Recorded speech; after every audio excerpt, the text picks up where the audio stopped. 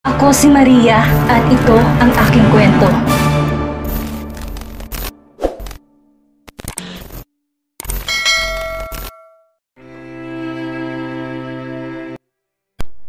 Tahimik lang silang dalawa habang naglalakad. Nauna nang maglakad ng nurse at ang isa nilang kasamang lalaki na siyang may hawak sa oxygen tank. Hindi makapaglakad ng mabilis si Carmela sa tahi niya. Sinusundan na lang ni Adam ng tingin kung saan lumiko o pumasok ang nurse na siyang may buhat sa anak nila. Nang makarating sila sa third floor, ay marami ring mga pasyente ang nakapila. Pero dire-diretsyong pumasok ang nurse sa isang kwarto. Kay Doc Victor po, nirefer po kami ni Doc Gampunilla para sa 2D echo ni Baby Calix Festejo. Ani ng nurse. Inasikaso naman sila kaagad ng sekretary ng doktor. Hinawakan ni Adam sa balikat ang asawa niya. Pareho silang tahimik, pero ang mga mukha nila bakas ang pag-aalala. Halo-halong emosyon. Maliit pa lang ang anak nila, pero kung saan na ito nakakarating, puro pa hospital ang pinupuntahan nila. Love, ikaw nang kumausap mamaya sa doktor ha? Para kasi ako nabablangko. Saad ni Adam. Tumango na lang si Carmela.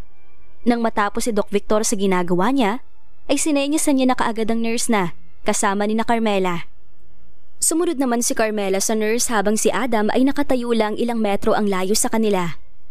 Ma'am, paki-fill upan na lang po ito. Wika ng sekretary ni Doc Victor. Mabilis namang inilagay ni Carmela ang mga information ng anak niya. Nang ma-fill upan niya ang papel, ay nilapitan niya ang anak niyang karga-karga pa rin ng nurse. Ikaw ba ang mami? Seryosong tanong ni Doc Victor. Yes, Doc. Sagot niya. Kunin mo ang baby mo. Sumunod ka sa akin. Utos ni Doc Victor. Kinuha naman kaagad ni Carmela ang anak niya. Simula ng mga anak siya, ay ngayon niya lang nakarga ang baby niya. Hindi niya akalain na magaan talaga ito. Ihiga mo si baby dyan. Utos muli ni Doc Victor. Malamig ang kwarto. Mabuti na lamang ay ibinalot nila ang anak nila sa makapal na jacket. Inihiga ni Carmela ang anak niya sa higaan. Itinaas na rin ni Doc Victor ang damit nito. Nag-aalala si Carmela dahil nakatapat pa sa kanila ang centralized aircon. Alam naman niyang hindi komportable ang mga baby sa malamig na lugar. Pinanood ni Carmela ang ginagawa ni Doc Victor sa anak niya. Para ring ultrasound ang ginagawa sa baby niya. Pero sa tapat ng puso nito ginagawa. Tahimik lang si Carmela habang may sinasabi si Doc Victor sa assistant niya na isinusulat naman ito. Hindi maintindihan ni Carmela ang mga sinasabi ng doktor. Nakatingin lang din siya sa monitor. Tanging red at blue na color sa screen ang nakikita niya. Pero hindi niya alam ang ibig sabihin nito. Nang umiyak ang baby niya, ay sinubukan niya itong patigilin. Pero dahil sa lamig ng kwarto, hindi ito tumitigil. Natatakot na si Carmela dahil nangingitim na naman ang baby niya. Pero dahil kalmado lang naman ang doktor, sinubukan niyang pakalmahin ang sarili niya. Nang matapos sila sa ginagawa ng anak niya, ay binuhat niya na ulit ito at inihele. Masaya siyang mabuhat ang anak niya pagkatapos ng halos 2 linggo na pagstay nito sa NICU. Kumpleto ba siya sa buwan ng ipinanganak mo? Tanong na ng doktor. Hindi po, Doc. Check up lang po sana pero na-emergency CS ako dahil nauubos na raw ang panubigan ko. Biglang taas din ang BP ko at diagnose ng pre-eclampsia. Ani yan na ikinatango ng doktor. Lumabas na sila. Nang makita naman ni Adam ang asawa niya, ay nilapitan niya kaagad ang mga ito. Nakita naman ni Doc Victor ang oxygen tank na daladala nila para sa bata. Hindi magiging okay ang kalagayan ng bata kahit na ilang tangke pa ng oxygen ang ibigay niyo sa kanya. Hindi tataas ang oxygen saturation niya. Hindi niyo siya dapat binigyan ng oxygen. Ani ng doktor sa nurse. Sa pananalita nito, tila ba napaka-istrikto niyang doktor. Sumunod sa akin ang parents ng pasyente. Ani pa ni Doc. Sumunod naman si Carmela at Adam hanggang sa makarating sila sa office ni Doc Victor. Pinaupo silang dalawa habang nasa harap naman nila si Doc Victor. Tahimik lang silang dalawa habang may iginuguhit si Doc Victor sa bond paper. Gumuhit ng 2 puso si Doc Victor. Nang matapos siya, ay sa kanya hinarap ang mag-asawa. Ano bang sabi ng pedya ng anak niyo sa kabilang ospital? Bakit tumagal pa kayo ng 10 days doon? Dahil hindi po stable ang O2 stat niya. Nag-antibiotic din po siya para sa pneumonia at sepsis niya. Si Carmela ang sumagot. Kahit na nasa bahay lang siya, ay updated siya sa nangyayari sa anak niya. Kahit na anong gawin niyo, hindi talaga magiging stable ang O2 stat niya. Bakit ngayon lang kayo nirefer sa akin? Bakit hindi niyo siya pinatingin kaagad sa pediocardio para matingnan ang puso niya? Hindi nakasagot ang mag-asawa dahil sumusunod lang naman sila sa mga sinasabi ng mga nurse at doktor sa ospital kung saan naka-admit ang anak nila. May sakit sa puso ang baby niyo na kung tawagin ay CHD o congenital heart defect. May history ba ng sakit sa puso mga pamilya niyo? Dagdag ni Doc Victor. Nagkatinginan naman ang mag-asawa, saka sila umiling. Wala namang mga sakit sa puso ang pamilya namin, Doc. Si Adam naman ang sumagot. Uunahan na kita, Mami, dahil baka sisihin mo ang sarili mo. Baka tanungin mo ang sarili mo kung ano bang nakain mo o nagawa mo para magkasakit si baby. Kahit na kumpleto ang bakuna mo, kahit na palagi kang pumupunta sa mga schedule check-up mo, at kahit na kumpleto ka sa mga vitamins, hindi natin maiiwasan na ganitong sakit. Wala pang nakikita sa mga studies kung ano bang causes ng pagkakaroon ng sakit sa puso ng mga baby. Hindi natin alam, pero baka sa unang tibok pa lang ng puso ni baby, nandun na yung sakit niya. So listen to me para maipaliwanag ko sa inyo ng maayos ang sakit ni baby at mailipat nyo na siya sa mas malaking ospital. Hinawakan ni Adam ang hita ng asawa niya para pakalmahin ito, kahit na pareho silang gulat at tulala pa sa mga nalalaman nila. So ang sakit ni baby ay pulmonary valve atresia, tricuspid valve atresia at PDA-like structure. Complex kasi si baby, hindi pang karaniwan ang sakit niya. 2 valve ang close kaya hindi makadaloy ng maayos ang dugo niya. So dito sa left, ito ang normal heart natin. Dito dumadaloy ang dugo papasok sa kabilang kwarto. Pagkatapos ay pupunta sa baga at dahil close ang 2 valve ni baby, hindi makapasok ang dugo niya papunta sa baga. Nakukulangan ng oxygen ang baga niya na siyang dadaloy sa buong katawan niya. Yun ang dahilan kung bakit hindi stable ang oxygen saturation ni baby. Ang butas sa puso ni baby, dun pansamantalang dumadaloy ang dugo ni baby. Pero oras na nag-close ang butas sa puso ni baby, mamamatay siya. So tayong lahat ay may butas sa puso pagkapanganak sa atin. Pero kusa rin yung magko-close pagkatapos ng ilang araw o linggo pagkatapos ng kapanganakan.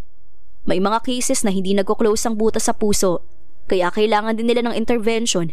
Pero sa case ni baby, hindi pwedeng mag-close ang butas niya sa puso. Dahil sabi ko nga, doon pumapasok ang dugo ni baby papunta sa baga niya. So yung dugo natin papasok dito sa kabilang kwarto, pagkatapos ay papasok naman sa kabilang kwarto. At pagpasok ng dugo natin sa kwarto na to ng puso natin, papasok naman yun sa baga natin at yun nadadaloy sa buong katawan natin. Pagpapaliwanag ni Doc Victor. Sinusundan naman ni Carmela at Adam ang ballpen ni Doc Victor. Sa bawat paliwanag kasi nito ay itinuturo ni Doc Victor ang ballpen niya sa iginuhit niyang puso. Masyado ba ako mabilis? Naiintindihan ba natin yung case ni baby? Alam kong nakakabigla, but you both need to be strong. Kailangan na ni baby na malipat sa Philippine Heart Center dahil ito ang pinakamalaking ospital para sa may mga sakit sa puso. Kung hindi siya mauoperahan, mamamatay si baby kapag nag-close na ang butas niya sa puso. Ani pa ni Doc Victor. Tahimik lang naman si Carmela, pero pinipigilan niya na ang pagbagsak ng mga luha niya. Napakaraming katanungan sa isip niya. Bakit nagkaroon ng sakit sa puso ang baby nila? Posible bang dahil premature baby siya? 2 operation ang kailangan ni baby. Sa ngayon, kailangan nyo na siyang ilipat ng ibang ospital. Aalisin ang oxygen niya dahil hindi dapat siya nag-oxygen dahil unti-unting mag-close ang butas sa puso niya. Kung patatagalin nyo pa, kung hindi pa kayo makakapag-decide, inilalagay nyo lang sa peligro ang buhay ng anak nyo. He's a blue baby. Urgent ang case ni baby. Wika pa ni Doc Victor. Ang daming pinaliwanag sa kanila ni Doc, pero tila ba parehong nabablangko ang utak ng mag-asawa. Hindi pa nagsisink in sa utak nila na may sakit sa puso ang anak nila. May mga katanungan pa ba kayo? Tanong ni Doc. Operation po ba talagang sagot sa kalagayan niya? Masyado po siyang maliit para sumailalim sa isang open heart surgery, Doc. Saad ni Adam. Kung nakikita niyo ang paghinga ni baby, masyadong malalim. Ibig sabihin, nahihirapan na siya at walang ibang sagot sa case niya, kundi ang operahan siya. Tuluyan ang bumagsak ang mga luha ni Carmela. Niyakap niya ang anak niya ang mahimbing na natutulog. Natatakot na siya. Paano kung mawala sa kanilang anak nila? Paano yung tatanggapin ni Carmela? I'm sorry, but I need to go now. Marami pa akong pasyente na kailangan kong puntahan. Nasa sa inyo na kung anong magiging desisyon nyo. Pero ito lang ang sasabihin ko. Habang lumilipas ang araw, papaliit na ng papaliit ang PDA ni baby. Paliit na rin ang paliit ang natatanggap na oxygen ng katawan niya. Ani pa ni Doc Victor, sa kanya iniwan ng mag-asawa dahil kailangan pa niya mag-round sa mga pasyente niya. Tululang lumabas ng office ang mag-asawa. Patuloy ang pagkikbi ni Carmela. Hindi niya matanggap ang kalagayan ng anak nila. Pilit namang kinakalma ni Adam ang sarili niya. Hindi sila pwedeng magsabay na maging mahina. Kailangan pa sila ng anak nila. Pagkatapos ng 2D echo ng baby nila, ay bumalik na sila sa ospital. Tahimik lang silang dalawa at nang matanggap ni Doc Gamponilla ang sinabi ni Doc Victor, ay inasikaso na rin nila ang pag-discharge kay Calix dahil kailangan na itong ilipat sa mas malaking ospital. Nagbayad na ng bill si Adam habang naiwan naman si Carmela kung nasaan ang anak niya. Tinitigan niya lang ito. Nang maalala niya ang sakit ng anak niya, ay muli na naman siyang naiyak. Ang liit mo pa anak para sumailalim sa isang operasyon. Paano kakayanin yun ng maliit mong katawan? Humihikbi niyang saad. Nang malaman naman nila Maria na madidischarge na si Calix ay naghanda sila. Masisilang naghihintay sa pag-uwi ng bagong member ng pamilya nila. Makikita ko na mami lang baby brother namin. Uuwi na po ba talaga sila? Natutuwang tanong ni Sabrina.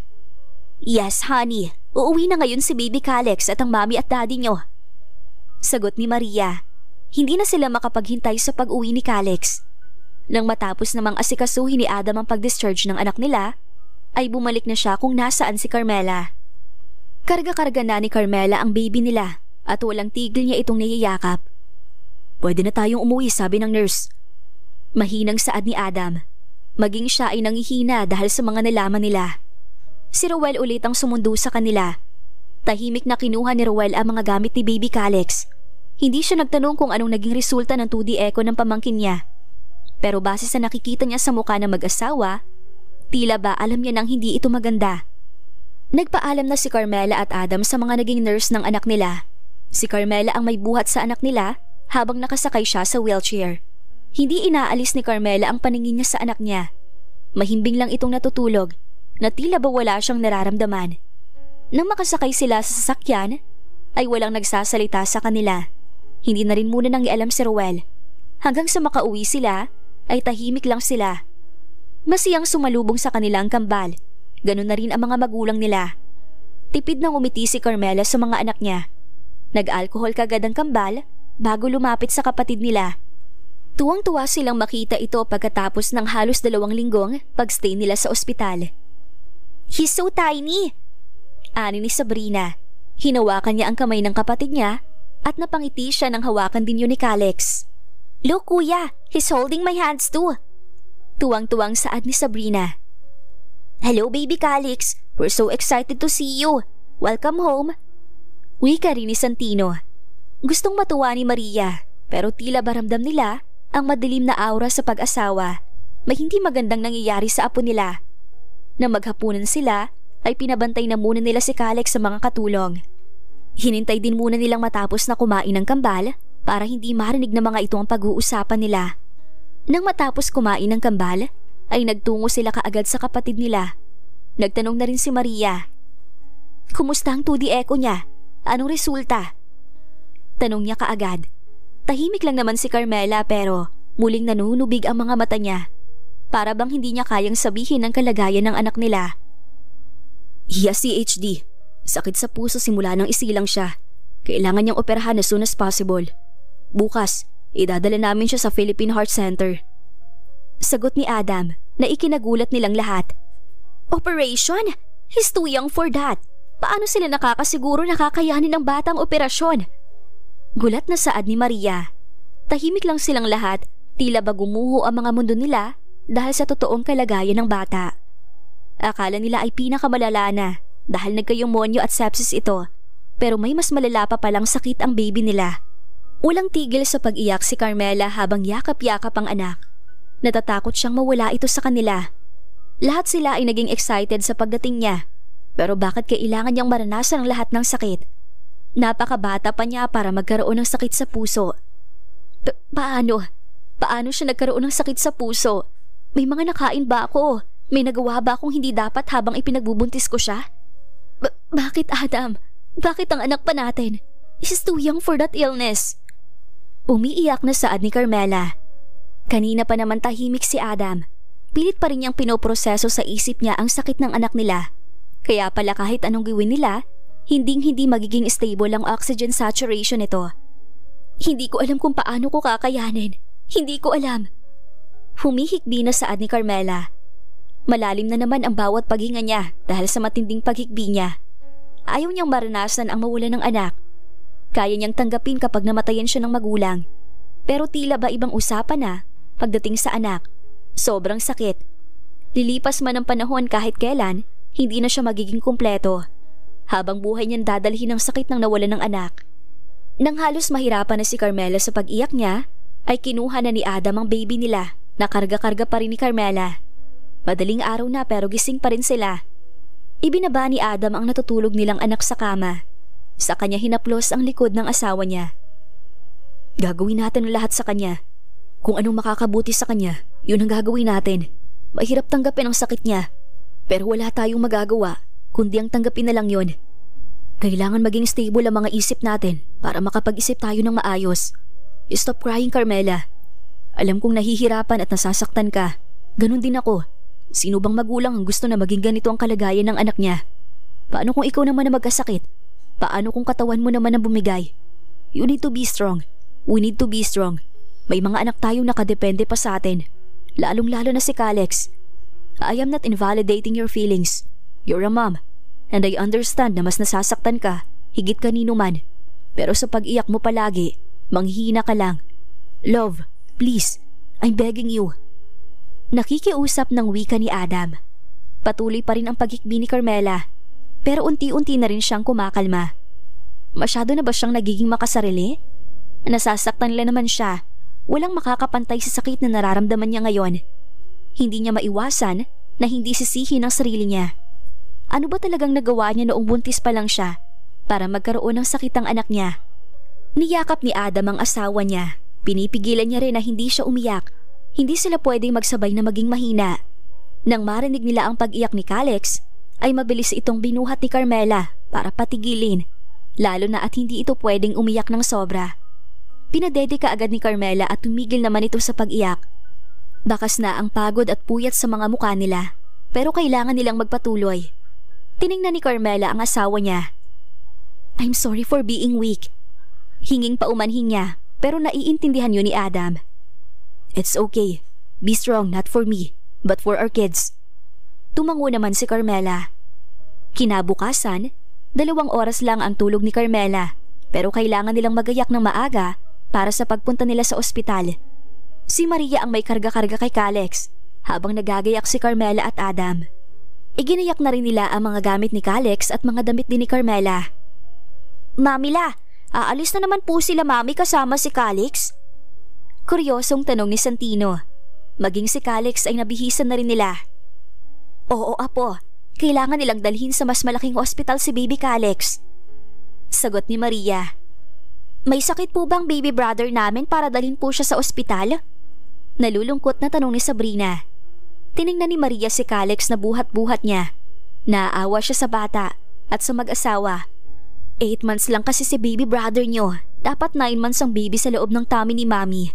Kailangan pa magpagaling ni Calex tapos ay uuwi na siya sa atin, okay? Sana ay makauwi ka apo.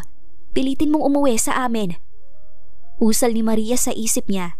Hindi rin siya nakatulog ng maayos kagabi dahil iniisip niya ang kalagayan ng apo niya. Natatakot siyang baka hindi kayanin ni Calex ang operation, lalo na at baby pa ito. Premature baby pa siya.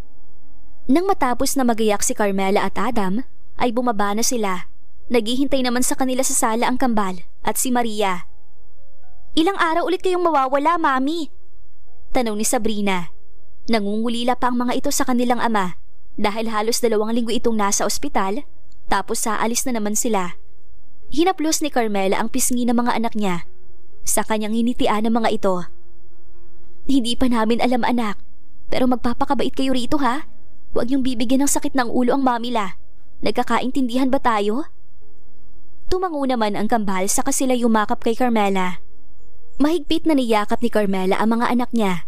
Sa halip na magkakasama dapat sila ngayon, pero ipinagkait yun ng tadhana dahil kailangan magstay ni Calex sa ospital. Kinuha na ni Carmela si Calex kay Maria, saka sila nagpaalam. Umalis na sila at tinungo na ang daan patungong Quezon City, kung saan ang Philippine Heart Center. Nakamasid lang naman sa kanila si Ruel. Naaawa sa kalagayan ni Carmela at ng anak nila. Alam niyang pagod na ang mga ito, pero hindi sila pwedeng magpahinga. Nang makaalis ang mag-asawa, ay umalis na rin si Ruel. Siya na ang namahala sa kumpanya at ang mga trabaho na naiiwan ni Adam ay siya na rin ang gumagawa. Stress na si Adam dahil sa kalagayan ng anak nila. Kaya ginagawa na lang ni Ruel ang mga trabaho ni Adam para hindi na ito dumagdag pa sa isipin ni Adam. Pagpasok ni Ruel sa kumpanya ay sinalubong siya kaagad ni Marvin. Ilang araw na rin nag-aalala si Marvin sa anak niya at sa baby nito. Hindi ba't sa mansyon ka rin nakatira ngayon? Kumusta si Carmela at ang baby niya? Na-discharge na ba sila? Okay na bang baby? Sunod-sunod na tanong ni Marvin.